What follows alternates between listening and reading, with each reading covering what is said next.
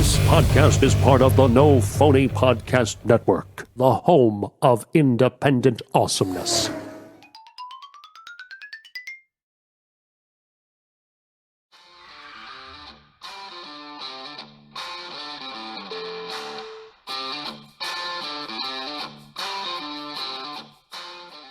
right, everybody, welcome back to another episode of On the Road with Jim and Casey.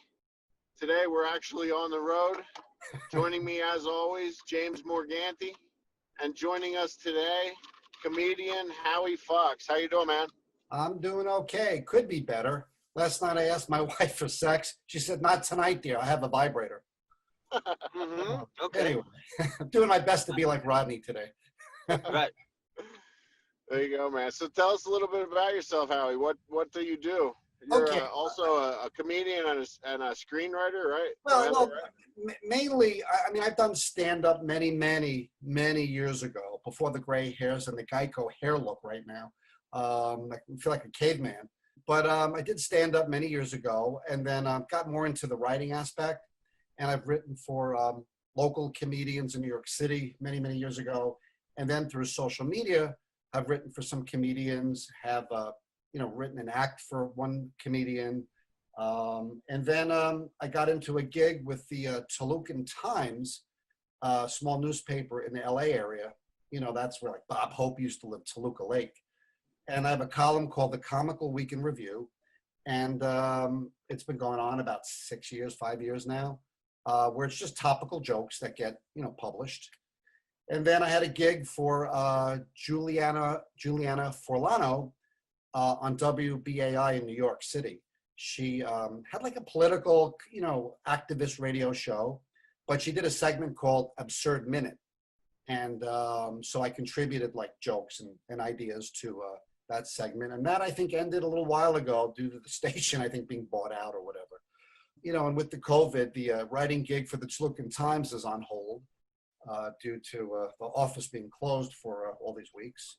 So, picking up the slack, on social media, I was doing for about 4 weeks, sort of a 1.5 minute blast of jokes every Monday through Friday. People can relate to the COVID, being home, not having work, being stuck with family, going out shopping, social distancing. So it was a way to entertain, because I was finding a lot of the major comics, they'd go online and they'd sit there, well, today my hair is going gray. And they'd go on for 10 minutes. I'm like, I watch all the musicians, right? The musicians will come out with their guitar, play and sing. The comics weren't doing anything, but they'll charge you for a Zoom meeting to watch them, perform. And I was like, give up your time. So I was giving up my time and having a blast, and it went over really well. Okay, right now, since, are you? Got a nice screen capture. I don't know if you guys can hear me, but that's about it.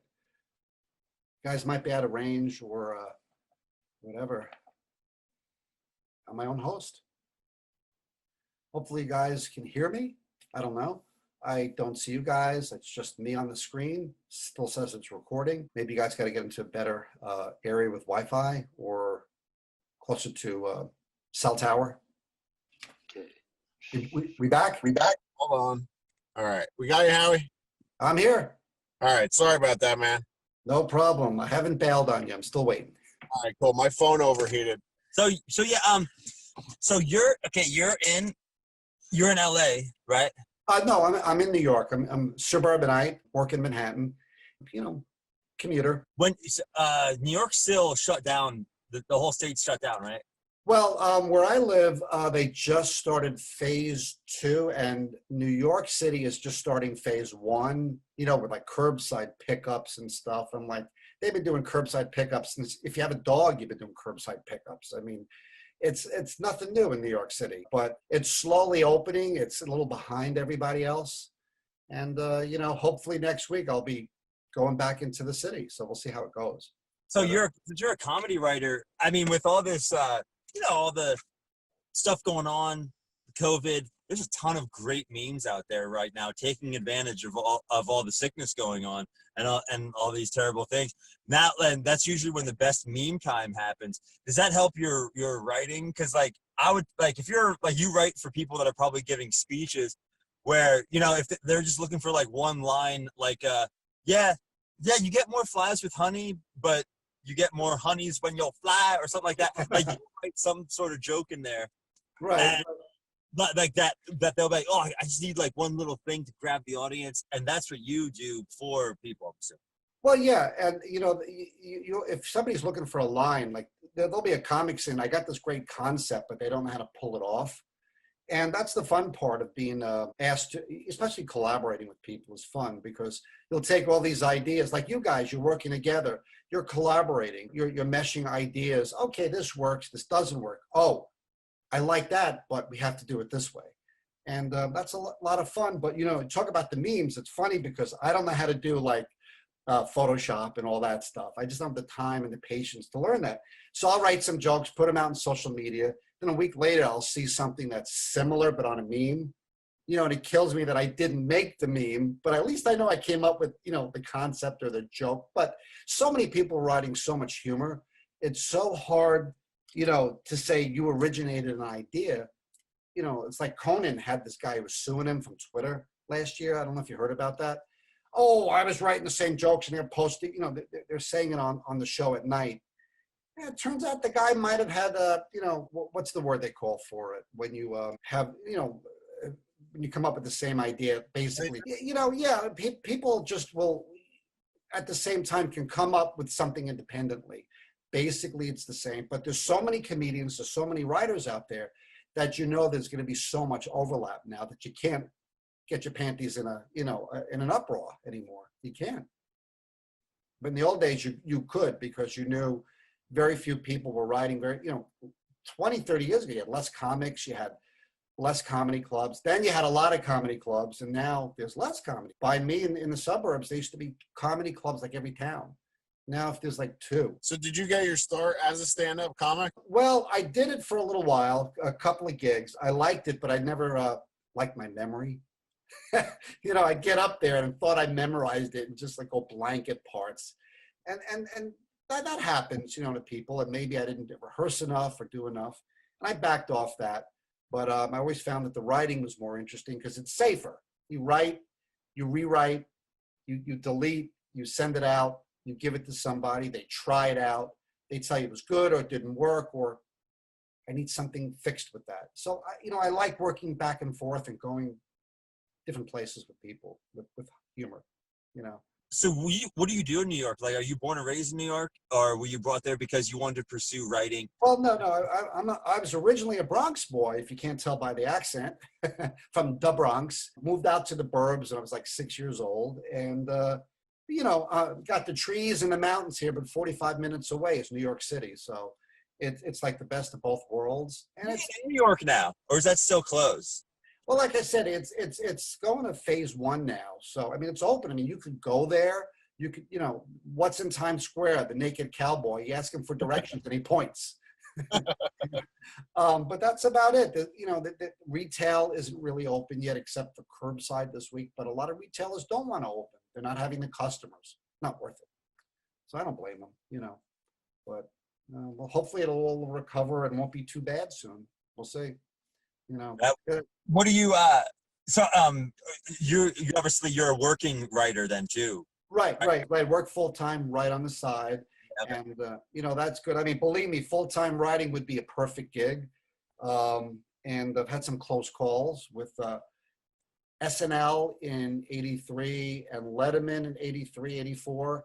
You know, but it was all a matter of lousy timing. Going up to the office, meeting people. They like my stuff. Oh, but we're leaving this year. You'll have to talk to the new head writer or whatever. So things came close in terms of professionalism, you know, a professional job. But I keep going at it and keep plugging away. The flame is still there. It burns. No, it's not. It's not syphilis. It's just a flame. It's just a flame. That burns too, though. According to this article that I read. Yes. So we've heard. So what do you do? What do you do as a regular job? Work in film distribution. Worked for one of the majors. I worked for Warner Brothers for 30 years. They closed the New York office and consolidated, and this was last year. been looking for a job and finally got a new job that's starting also in the same field next week. And I'm looking forward to it. Very cool. When you distribute it, when you're going now in film distribution, is that like, I never knew really what that means, because like I worked in distribution in food, and I imported pastas to a lot of the Italian restaurants in Manhattan, Right. and I would ship it from Italy and bring it in there. You'd be great for booking Italian films then. And yeah, I mean, so do you bring in? Are you actually like finding people to distribute it? Like, no. When I worked for the big guys, Warner's, we'd have product. We'd have to book it in the theaters through the the exhibitors or the bookers that were agents for the theaters. And it's funny because the stars would come into the office in the publicity department, and they'd come over and talk to us. Nobody knows about film distribution. They think the film just magically appeared in the theater. And now it kind of does, because it's all digital. It's either downloaded or hard drives that were sent. But in the old days, it was a 35 millimeter film that you had to traffic to a theater or move to a different theater. But stars had no idea. Like Michael Moore, he had an office right next to my cubicle. And he had Roger Rabbit, not Roger, what was it? Roger, that movie, his first hit, that documentary. And he'd come over and like, well, how does it work? He signed the deal, we distributed the movie, but he had no concept of how that film got out there. Meanwhile, he was playing with G.I. Joe dolls on the floor, like a little kid with that stupid hat all the time. And it was like, this guy knows nothing, knows nothing. He's just, we got to educate him. It's usually how it goes. So what's your process of, let's say I make a movie on some sort of world of competitive DJing and who has the most chicks dancing behind their DJ booth. Let's say I make a movie about that, and and it's successful because it has, I don't know, Richard Grieco, and I just, and we push, and I want it to go into theaters. What's your process of getting my movie out to theaters? Well, let's put it this way. If it was sold or bought or with a deal with distribution from the company I'm working for, they would work out a publicity campaign. They would work out a marketing campaign, distribution campaign. And basically, based on analytics, what are the best theaters to go for? How many prints, 3D, 2D, IMAX, extra large screens, and it depends on the theater and the type of film it is. If it's an art film, certain theaters aren't going to play it. They don't want it. It's not going to bring in the gross. They're going to want, Superman or a Marvel film, because they'll take up 4 screens and, fill up every auditorium, and then people buy the popcorn and soda for $1 bazillion. But is that a sales process of pitching to them, or is that here's money, play our movie? Well, it depends, because I worked for one of the big boys. So a lot of it was like, we had product. We had 30-something films a year. We filled their screens. So it wasn't that hard to sell it. But you had product where people would hedge on saying, I've got Paramount and Universal and Sony. They're looking to book these things. These are 3 really big tentpole films. They're going to be $150 million blockbusters. Your film is a small little, ladies' night out film. So you'd have to know who to sell it to, how to approach them. Right. So it's like the beer. It's like kind of like the beer industry, selling beer to restaurants. They're like, okay, well, I have 5 from Dogfish Head. Okay, I got 3 from Anheuser-Busch. Right. They have so many they have to fill, and you're like, don't you want this precious worldwide stout? Or Exactly. Amazing beer from Sam Adams. It's the most expensive beer ever. It's called Utopia. It was $200 and it was 23%. So good. I don't remember it. It was really good though. According to my hangover. You didn't sell it, you drank it. Right. Yeah. I always wondered how that worked, Howie, because there's a cool documentary on Amazon Prime. It's called At the Drive-In, and it's about a drive-in in Mahoning, near where we live, and it's all 35 millimeter films. But I used to book that theater. They've been running the same projector, I think, since they opened in 1949. Yeah. And I always wondered like how that they did that, and they kind of explained it in the movie about how they have to work with the distributors like that to get the movies to play at their theater like that. And the problem was with today, if they didn't convert to 35 millimeter, that's limiting them now, because a lot of the big boys aren't making, they were, but they're not making select 35 millimeter prints anymore. So either has to be a classics or a rare film that the director, like Christopher Nolan, when we were doing, what was it, 1917 or what, one of those movies that he did, he wanted, besides digital, he wanted 35 millimeter. He wanted 70 millimeter. And, it's very interesting because he's like pure. He likes the old film and the emulsion and cutting the film, as opposed to just taking the scenes and moving them on the screen and putting them together. So what are you doing now, though? I mean, like, there's no movies. There's no... Yeah.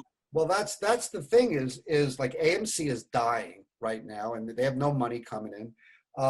Then you've got, how's it going to work? If they open up and they're limited capacity to 25% in an auditorium, and you got a 20-plex, right? What are you going to do?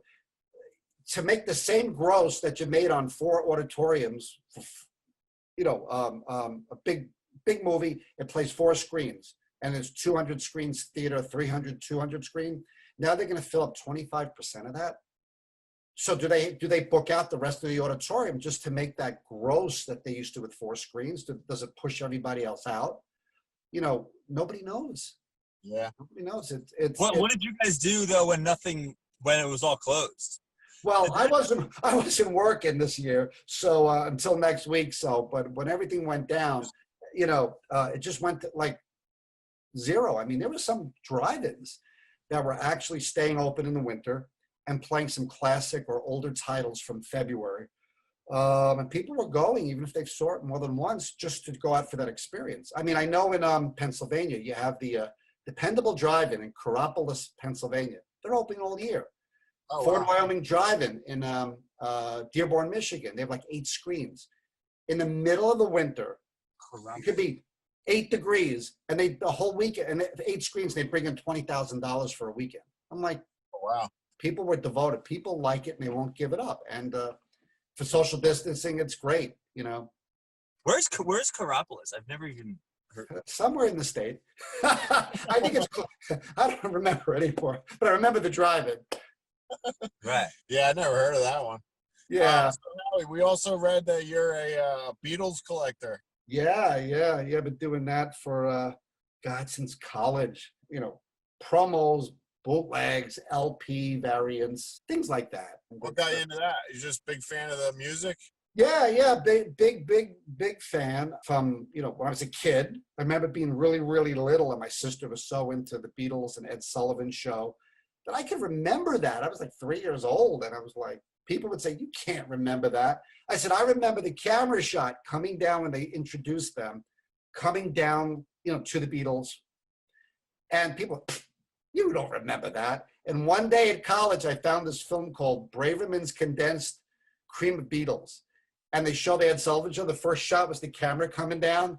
And everybody I could remember said, you don't remember it correctly. I called them and said, I'm right. My memory doesn't fail me. But it's fun. There's a lot of collectors out there, and who are into everything and collect every nuance. I'm not. I mean, I know people. There'll be like 10 versions of an LP when Rubber Soul, the American West Coast pressing, the East Coast pressing, the mono, the stereo, the UK import. I'm like, okay, there's 8, 9 variants. Shouldn't one matter? 2 maybe, Right. It's all the same music on the inside. Yeah, that's the thing. It's like, it's all the same. But people, they got to have every little bit. I'm saying, if I did that, I would not have a wife. So what's some of your like rare Beatles things that you have that you like really cherish? Oh, a couple of things. Like I got the original Love Me Do single from England, from Parlophone. So that was like the beginning of the story as they really broke. Some early pressings from like America before Capitol got involved, from VJ Records. The big Holy Grail, but one of the Holy Grails was the Penny Lane promo, because it has a different trumping ending on it. and it was only released to radio stations, but the commercial recording doesn't have it. And then the Butcher block photo, if you know what that is, where in 1966 on the Yesterday and Today album, the Beatles posed with white smocks, broken up baby dolls, and butcher meat to basically say to Capitol, you're butchering our albums, or so they say, or make a statement. Capitol issued it and like pulled it like the same day because of the controversy. So that thing can go for thousands of dollars, and then there's paste overs on the label. So if you can steam it off, you get the original cover under it. But those are worth thousands of dollars, and it's, I'm not doing that. I'll take a compliment, So Jim likes to go deep on this show with conspiracies. I heard. And, the first conspiracy I ever learned about was a Beatles conspiracy. Paul's dead, right? Yeah, Paul is dead. Yeah, Paul is dead. Yeah. How do you feel about all that? Well, as a joke, like I always said, if I was going to ever meet him in person, I'd say hi. I'd call him William Campbell because that's who it was supposed to be. So I'd go, "Hey, William, how you doing?" But do you know the Beatles? Do you know that conspiracy? I mean, they were also part of the CIA op, I thought, PSYOP for the CIA, along with all those bands that were coming over to mass brainwash the people with their free love stuff, music and stuff, like to get people in out of marriages and just start a lot of swinging, which there's nothing wrong with swinging. I mean, I'm pro what I think swingers should be in the LGBT, like, I don't know why they, like, you know what I mean? Like, I know I'm friends with a lot of them. Like, we do a lot of high fives and stuff. And I'm like, yo, man, I mean, like, you too, but as far as I don't really know much about the Paul McCartney. He's might be a clone. Yeah, explain that to Jim, Howie, what the conspiracy is. Well, basically, there were all these supposed clues on a couple of songs, album covers, like the Abbey Road album cover, the license plate on the Volkswagen Beetle says, like, I think it was a 28 if. That would have been Paul's age if he would have lived, and Paul's barefoot crossing the Abbey Road walkway, but the others aren't. And even they even knew about this stuff because in one of the White Album, John Lennon, makes reference to it in one of the songs, basically the conspiracy stuff. And here's another clue for you all is one of the lyrics. So they knew, and they played into it. They had fun with it.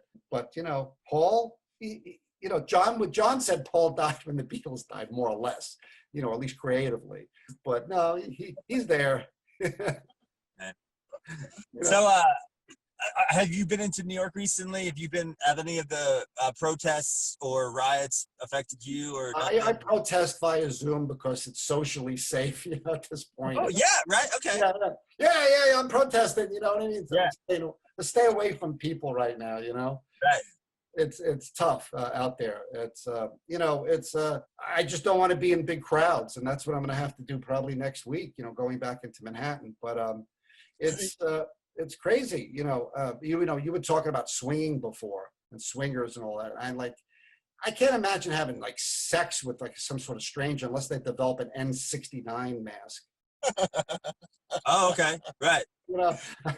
Some people prefer that. They're like, I need something new every day. I mean, especially like working in sales, like a lot of guys are like, I need more, and like everyone's like this, like more and more women, like they just walk into places, give me your women, and like some people, and I'm pro everything, whatever you want to be.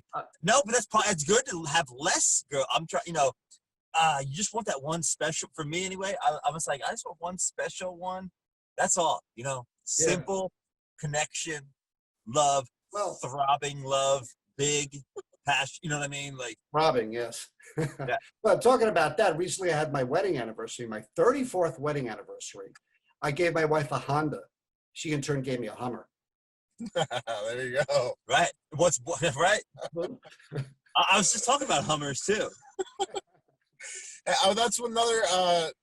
Doesn't have anything to do with Hummers, but a question about your upcoming job. So with everything going on with the pandemic, will you be starting from home? It looks like I'm going to be doing remote right now, like Zoom, like this. which is fine. But I do want to go in. I met the people online already, and but it'd be nice to have a camaraderie, face to face, working with people. But I won't recognize them. I'll be wearing masks, so it'll be kind of awkward. But it's like I can't imagine these people who, like, with the mask, they go down to the shore and they want to tan themselves. You know what I mean? And my tan line starts below my belly button. Now it's going to start over here. It's just going to be stupid. It's going to be, Well, they did. I did see, I think it was someone in Europe, one of these European scientists, say that now they can put a UV light, like sunlight, is really good for coronavirus, and if you put sunlight down your mouth, in your, it's like they have this tube that shoots UV light. As long as you inject yourself with Lysol, the combination of both, perfect. I don't know. It'll clean your bowels right out. I'm pro anything that works. But okay, so before we end things here, what I like to do is just ask our guests, for our viewers, what can you give our viewers that is a piece of advice on maybe comedy, and like what is your different ways of becoming creative to write comedy, and to especially now in these times, some people might feel depressed right now because what am I doing? Where am I going in life? How am I gonna keep that, like, people lost their jobs? How am I gonna pay for my children? Or there could be a lot of people losing their homes because they can't pay their rent, or whatever. What's your inspiration for people to constantly find new ways to get creative and write jokes or pursue? Well, like now with the pandemic, I always believe it can be the worst of times, the best of times. But I always believed, and it sounds like a cliche, humor is healing. It's medicine for the soul. I really believe it. You need to laugh. I mean, no matter how bad it is, crack a joke, crack a smile or whatever. But I try to always keep it light. I mean, after what you watch on the news and everything's so damn serious, I'd rather watch an old comedy or a sitcom or something that kind of takes you out of that mode of everything being down and depressing. And I really believe in comedy and humor. And look at the Depression. I mean, look at all the great comedy that came out in the 30s on film and radio. The Bob Hopes, the Jack Bennys, and then a film, you had the W.C. Fields, the Marx Brothers, the Three Stooges, the Laurel and Hardys. I mean, people ate that stuff up in the Depression. It was a bad time, but people needed to laugh. And it's just like us too. Like the world, it's going to go up, it's going to go down, man. It can't be up if it's not down, and it can't be down if it's not up. So like we're always going to misuse of Viagra, let me tell you. You know what I mean?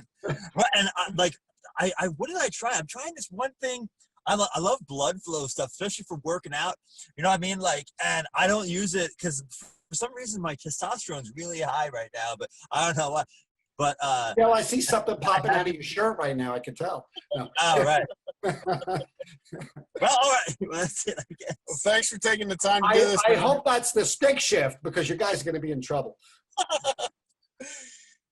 Thanks for doing this, Howie, and tell everyone where they can find you and all your work and all that good stuff. Well, right now the best is either on Twitter at Howie Fox Jokes, or on Facebook, Howie Fox. I'm on Instagram, but that's just nothing there. Photos or boring stuff that people post, but otherwise you can find me on both social media platforms right now, and I'm on there daily, posting 4, 5, 6 jokes a day. My comical weekend review that I do an early version, I test out Sunday nights, 8:30 p.m. Eastern time on Facebook, so people could read my review of everything I do and post from the week. They're all topical jokes. And, it's fun. I'm glad to interact with people. It's a ball. And I'm glad to be on the show and meet you guys. Thank you, man. It was nice to meet you, too. I made a mistake. I shaved for you guys, and you guys didn't shave for me. According to this article I read, and my face structure with the symmetry of my face, I need to keep this. I'm not doing this. I'm just listening to what articles I read. So that's what I did it for. I was growing a beard a few weeks ago, and it was coming in like all white. My daughter looks at me and she goes, Santa Claus. Then my wife, I don't know if you know the Yiddish word, and the hair was growing out. She goes, you look like an alta caca in Florida. Altercock is Yiddish for an old fuck. You might have to, an old. Oh, you know what? See, that's an anagram, or not anagram. What's it called when each letter stands for something? Right. It's fornicate under command of the king. That's what that meant. That's what the word came from. Very good, Jim. Yeah. All right, Howie. Thank you, brother. We appreciate it, man. Okay, drive safely, guys, and make sure that's the stick shift, okay? Because All right, guys, take care. Thank you, brother. Bye. Peace. Stay well. Stay healthy. You too, man.